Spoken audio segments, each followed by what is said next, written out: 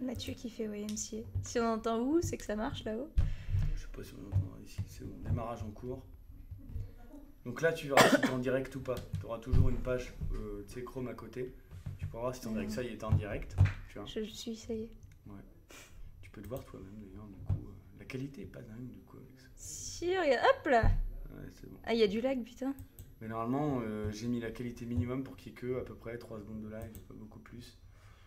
Tu feras juste gaffe. Ouais, je sais. Mets-toi bien dans le carré, tu vois, parce que t'es en moitié coupé. Oui. Et puis sinon, après, du coup, toi, en fait, si tu veux, là, c'est ta page, c'est notre compte YouTube avec le live.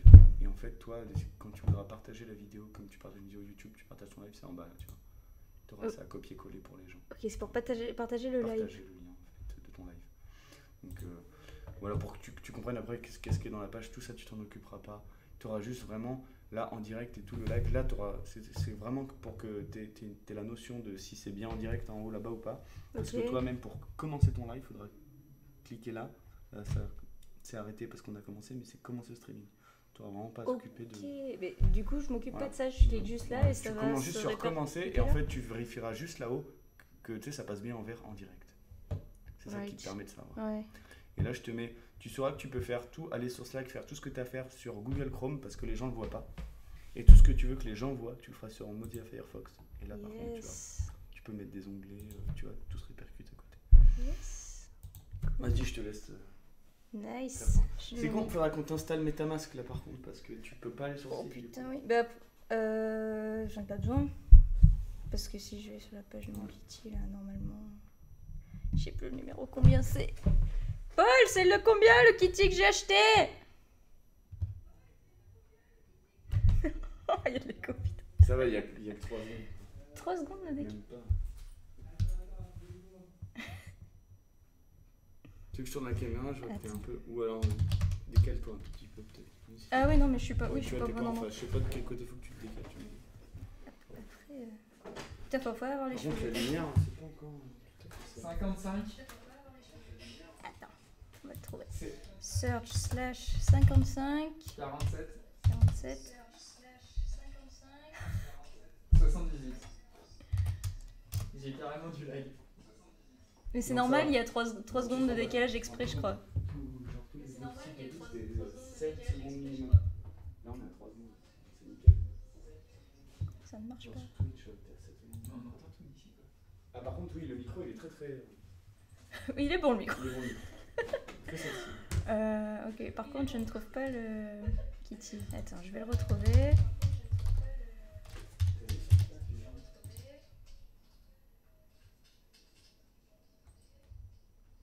Et tu l'as pas retrouvé là en te filant les trucs? Non, le numéro ne marche pas. C'est bon, mais je vais le retrouver autrement.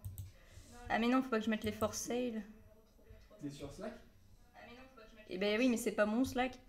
C'est le Slack de qui? Enfin, je sais pas. C'est le On a Slack accès à Slack là-dessus? C'est bien. Alors attends, je te renvoie. Oui, Envoie-le à Shepherd, du coup. moi t'es sur mon Slack là, s'il y a besoin. Attends, Slack, il est là? Non, mais c'est pas ça, je veux... Mais il est pas ouvert, C'est Slack. trop bizarre parce que ça fait en boucle en retard. Chelou. Il est pas installé, Slack. Tu l'utilises sur quoi, Slack, toi? En fait, il est sur un des onglets de Google Chrome. Ah, that's why. Parce que j'ai pas l'appli d'installer. You're right. Alors, Paul. Yes. J'ai pas intérêt de tousser. Mais c'est pas celui-là, Paul. C'est celui que j'ai acheté hier, celui dans la... Ah, excuse-moi, j'avais pas compris. Ça peut monter en haut.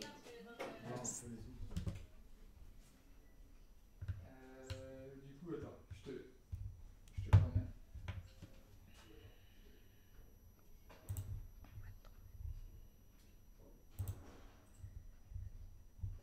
Putain, mais c'est pas lui, là.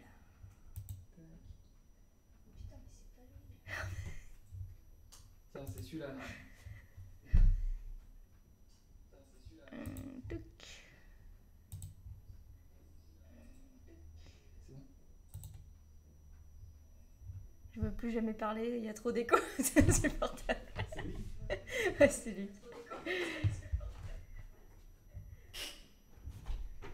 Ok.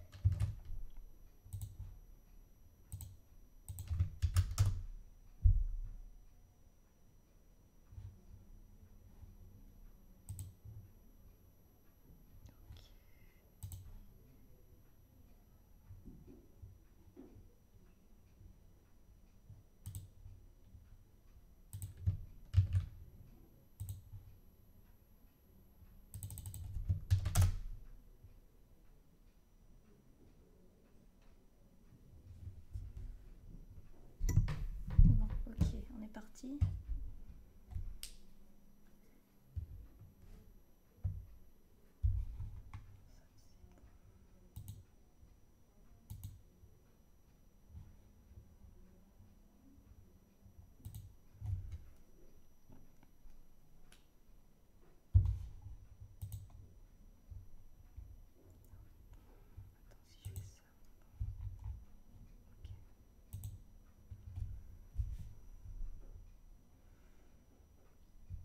Bon, c'est bon, je go?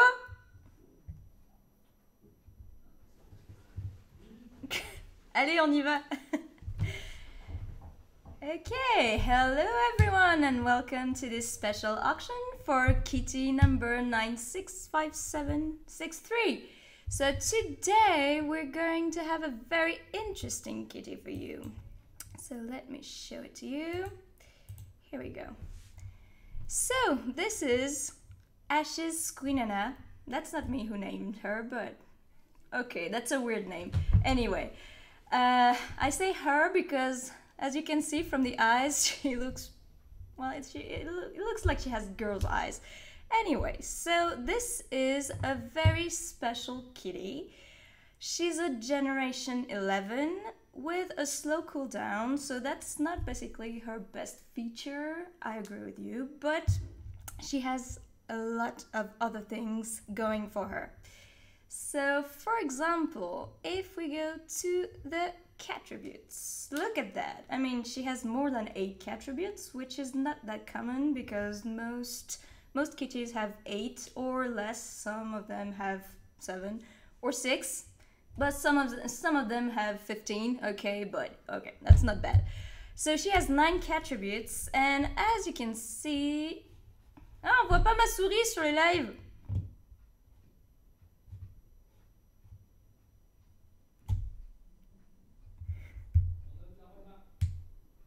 En quoi?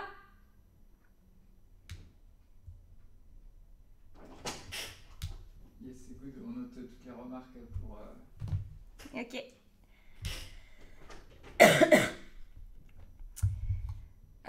Okay, so as you can see, she has a lot of jewels because, you know, diamonds are a girl's best friend, so she loves diamonds. Mrs. Squinana was, well, she comes from a pretty good lineage. She's descent, well, her ancestors were the first to figure out how to breed the candy shop gene, which is the eye shape, this eye shape that you can see here, those blue eyes with the big lashes. She was the first.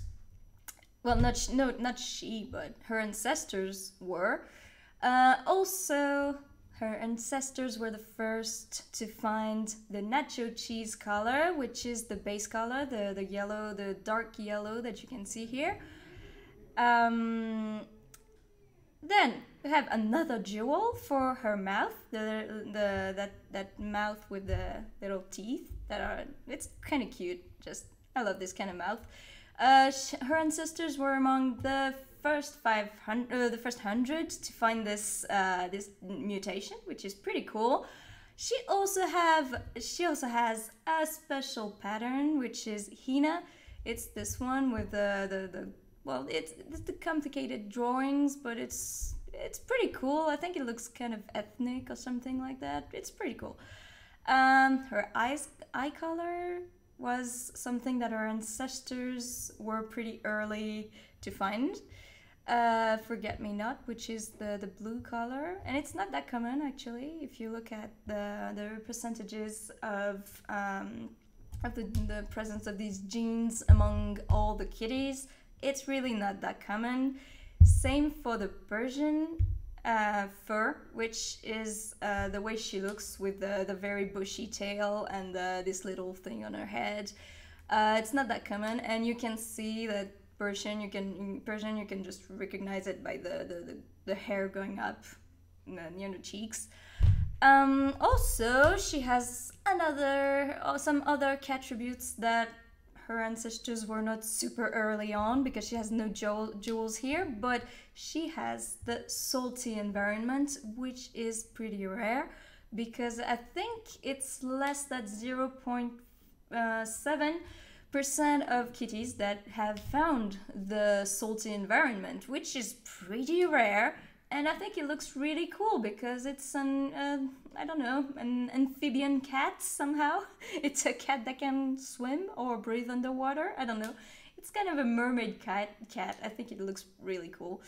The accent color daffodil is another shade of yellow, and that's why this kitty is kind of interesting because you have the daffodil color, you have the nacho cheese, and you have also the highlight color lemonade, and they're all shades of yellow, but they just harmonize well together.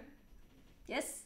Je t'ai envoyé un petit lien pour lire le code de Roll Dice si tu voulais tester d'autres formats, genre où il y a totalement le code totalement décrit sur Slack. Je t'ai envoyé le lien direct du NFT pour faire une explication. Attends, sur Slack. Ok, mais je l'ai sorti sur l'autre, mais oui, ok, c'est bien ça, c'est cool aussi. Thanks. Alors, attends.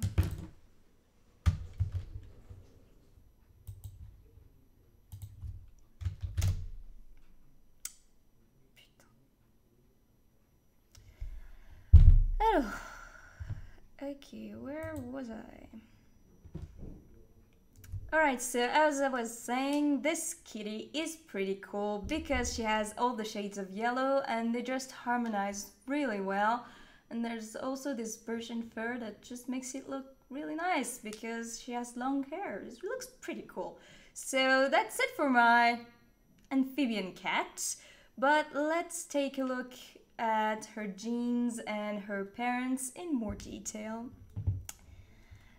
So as you can see, well, she's not a virgin, but she had some pretty interesting children. Well, she had one with butterfly wings, which is not common, but it's not in her genes. It's the way she bred with another kitty. So she has 4 children. Her parents were kind of a random match, I think, because as you can see, the dad had very sharp colors and very sharp contrasts, and the mom was a bit more classic. But anyway, these two ended up having this one, which is pretty cool. J'ai perdu le fil. Okay, so now let's turn to the genes here. So as you can see, that's my kitty number 965763. Okay, so, well, yes, what I forgot to tell you is that she's on sale for 0.18 Ether, which is a decent price considering that her best feature is actually her eyes, because they're really rare and they're really not common. So this price, it's pretty fair for this kind of feature, especially if you want to breed candy shop kitties, because those eyes are really not common. The same as her mom's eyes, actually. The born with it are pretty rare too, but you know, you might end up breeding a kitty with born with it eyes or candy shop anyway. If we look at the genes, we can see that in just her genes there are 2 mutations. There's the daffodil mutation, which means that both of her parents didn't have the daffodil genes, so she just found it for herself, which is pretty cool. And there's this salty gene, which obviously her parents didn't have. As you can see, there's no like seaweed or anything around them, so you can see that she found it for herself, which is pretty cool. So that's a really clever kitty because she found 2 mutations in one go with parents that were pretty random, so that's a really good kitty. If you look at the rest of her genes, we can see that it's a bit messy because you don't have kind of a purebred kind of gene. There's just this one that is pretty strong, which is Santa, and I don't even know what it is. Okay, Santa. Oh, she has the Christmas gene. Okay, so she's very special because she has this underwater gene, the what's the name? The salty gene. And she also has this Santa gene. So, you know, by just crossing her with another with another kitty, you might just end up getting a Santa kitty, which is pretty cool. Apart from that, well, her dominant genes are the Persian. So this fur, this bushy tail and everything, that's what you have the most chance of passing on to her children. For the body type, there's also the pattern, Hina, which is the dominant gene, the forget-me-not color, obviously, the candy shop eyes, but the second is the googly eyes, so you might end up with a surprise, you don't know, but just pray that when you breed two kitties together, the candy shop gene wins. Also, the nacho cheese is strong, but it's not the most important. The second recessive gene is salmon, which is not bad, but it's not nacho cheese, so you don't know what you'll get because, you know, breeding is kind of it's complicated. You know that. Also, the lemonade color.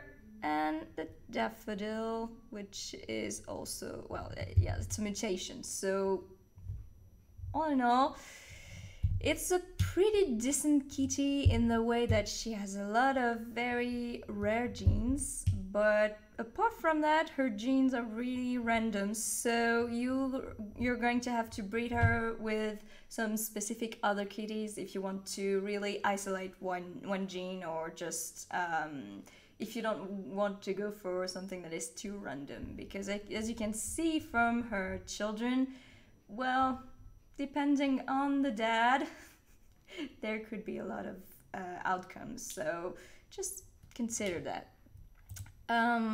Okay, we have already looked at the genes. Here we can just check that, as you can see, well, we can check the rarity of the genes. Oui. On est en test, on en profite. Oui. Nos viewers nous disent que le micro est trop sensible. Et que je parle trop fort. J'ai notamment Romuald qui m'a dit on entend vachement quand tu appuies sur les touches du clavier. Ouais. Mais du coup, on pourra peut-être te donner un clavier avec des touches souples plutôt que des touches comme ça, semi-mécaniques. Oui, parce que dans le flux. Et alors après, au niveau des. Le niveau, pourtant, il est bon parce que là, tu vois, en fait, ta voix, elle est là. Et là, oui, par mais exemple, moi, je parle super fort. Hein. 1, 2, 1, 2, je parle assez. Ah, écoute, non, oui, c'est bien réglé.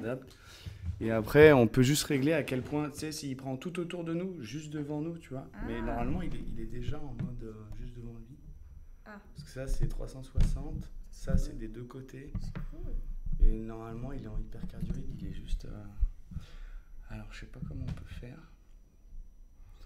Mais du coup, c'est quoi? C'est que ça. Il disait trop de bruit de parasites, et je pense que c'est surtout ce qui est clavier. Ouais. Ou toi, faut éviter de trop taper sur la table, peut-être. Et oui, il faut que je que je tape pas sur la table. Ouais. Parce que je sais que par exemple, Karine, quand elle a fait son test, dès qu'il y avait un bide, c'était simulé, elle tapait sur la table, genre 3 éthers, et en fait, ça faisait. Il faut faire gaffe. Après, on va mettre un petit le mettre sur un truc, mais on peut le mettre plus loin, sinon. Oui, parce que je trouve que ça suffit bien, mais du coup, le son, il va peut-être, je sais pas, si ça sort en stéréo, il va être décalé, quoi. Non? Mais après, il capte trop bien ce micro, là. Ouais, c'est vrai qu'en Captains, des fois, on parle à 1 mètre. Enfin, je vais quand même essayer de le mettre sur un autre mode. Je suis pas sûr de. On va le mettre comme ça. Ah non, c'est pas l'infini. C'est pas l'infini. J'aimerais bien avoir un retour à ce qu'est votre avis. C'est différent quand on tape. Et est-ce que vous entendez bien quand on parle? Parlez-nous sur le chat YouTube.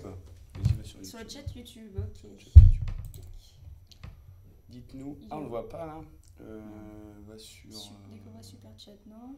Non, regarde, tu descends. Ouais, voilà, descends, copie ça et colle-le dans un onglet. Dans un onglet? Ouais, vas-y.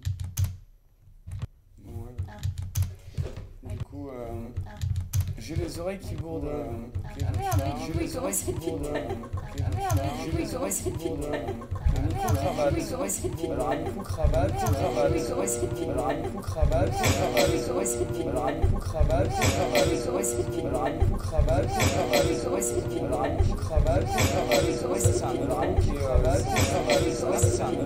cravate. Ça c'est un cravate, cravate. Ça c'est un cravate, cravate. Ça peut. Et là, dites-moi s'il y a un changement là. Ok, horrible. Et là, est-ce que ça va mieux? Ça va mieux? Ah voilà. Ouais, d'accord, ok. Parce qu'en fait, et là, je vais refaire une manip, vous me dites si ça relarcène ou si ça empire. Vous me dites si ça relarcène ou si ça empire. Dites-moi là, qu'est-ce que dites si ça relarcène ou si ça empire. Dites-moi là, qu'est-ce que dites si ça relarcène ou si ça empire. Dites-moi là, qu'est-ce que dites si ça relarcène ou si ça empire. Dites-moi là, je recoupe. Ouais, à mon avis, c'est pire. Relarcène, ok, bah c'est bon. Merci les gars, j'ai trouvé le problème. C'est qu'en fait, si tu veux, il y a deux sources audio. C'est la source audio de ton micro qui va permettre de capter ta voix.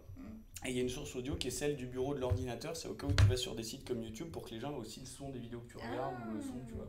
Que les gens aient ta voix et en même temps le son qui est sur l'ordinateur.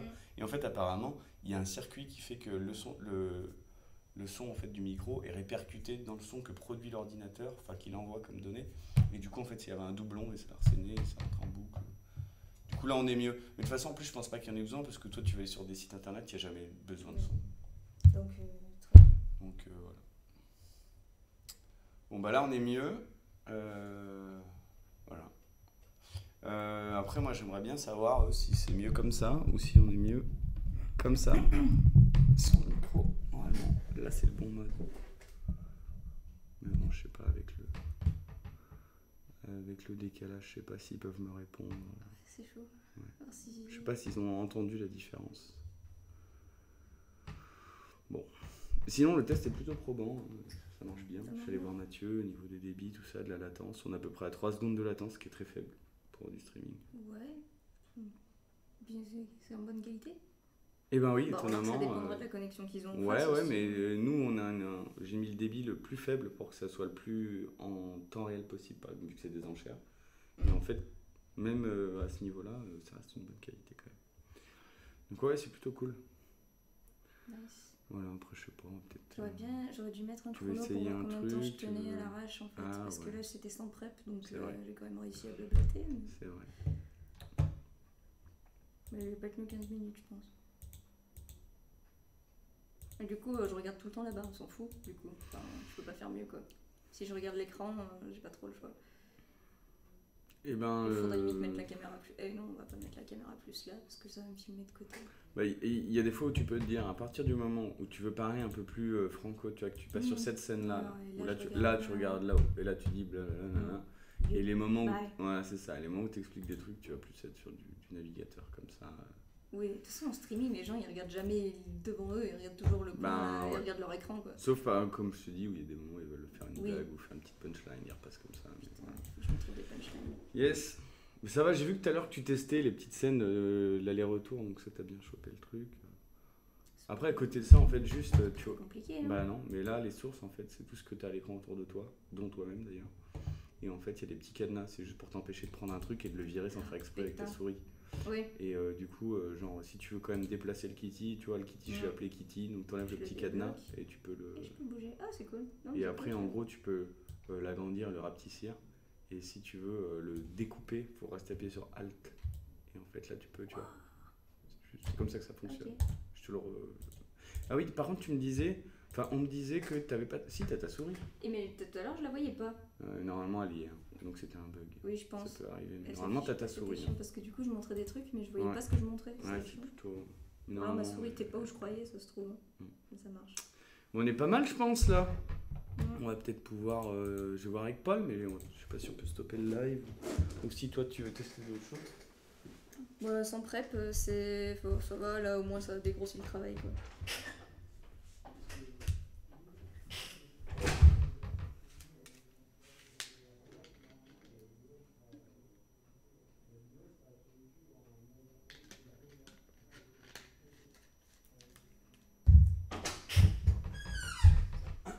Du coup, on va s'arrêter là. Donc, quand tu vas arrêter ton stream, c'est en bas le bouton sur OBS, arrêter le stream. Je te laisse le faire. Voilà.